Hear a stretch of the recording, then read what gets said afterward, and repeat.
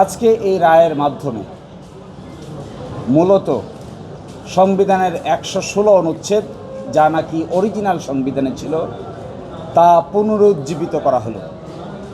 সেখানে ছিল যে অধস্তন আদালতের বিচারকদের শৃঙ্খলা, বদলি, ছুটি সব কিছু ন্যস্ত থাকবে সুপ্রিম কোর্টের উপরে, মাঝখানে চলে গিয়েছিল রাষ্ট্রপতির উপরে। আজকের এই রায়ের মাধ্যমে পুনরায় সুপ্রিম কোর্টের উপর ন্যস্ত করা হলো। এক্সট্রিম মশার কয়েল প্ল্যান্ট ফাইবার দিয়ে তৈরি, ডেঙ্গু, চিকুনগুনিয়া বাহি সহ যে কোনো মশার বিরুদ্ধে দেয় এক্সট্রিম সুরক্ষা। একই সাথে ২০১৭ সালে সাবঅর্ডিনেট বিচার বিভাগীয় অফিসারদের জন্য যে ডিসিপ্লিনারি রুলস করা হয়েছিল, এই রুলস অসাংবিধানিক ঘোষণা করা হয়েছে এবং আগামী ৩ মাসের মধ্যে সেপারেট জুডিশিয়াল সেক্রেটারিয়েট গঠন করার জন্য নির্দেশ দেওয়া হয়েছে। রায় প্রাপ্তির দিন থেকে ৩ মাসের মধ্যে আলাদা বিচার বিভাগীয় সচিবালয় প্রতিষ্ঠার নির্দেশনা দেওয়া হয়েছে এবং এটি একটি সার্টিফিকেট দিয়েছেন সুপ্রিম হাইকোর্ট যে এটি খুবই সাংবিধানিকভাবে অত্যন্ত গুরুত্বপূর্ণ বিষয়, এই জন্য এটি সরাসরি আপিল যেন হয় সেই জন্য সার্টিফিকেট ইস্যু করেছেন।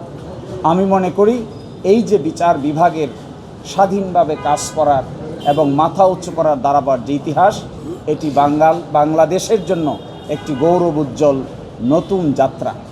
এই যাত্রায় যদি বাংলাদেশ মাথা তুলে দাঁড়াতে পারে, তাহলে আমাদের বিবেচনায় এই ভারতীয় সাবকন্টিনেন্টে ভারতের বিচার ব্যবস্থাকে আমরা এখনও সম্মানের দৃষ্টিতে দেখি।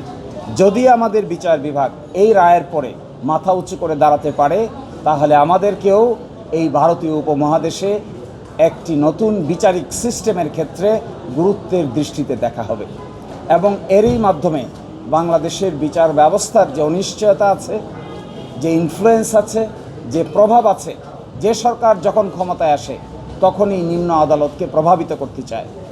দিনের বেলা কোর্ট বসায়, রাতের বেলা কোর্ট বসায়, রাতের গভীরে কোর্ট বসায়, যাকে ইচ্ছে তাকে নির্বাচনে অনুপযুক্ত করার জন্য রায় দরকার, কাকে বেল দিবে কাকে বেল দিবে না, কে পছন্দের কে অপছন্দের, এই সকল দুষ্ট চক্রের অবসান হবে।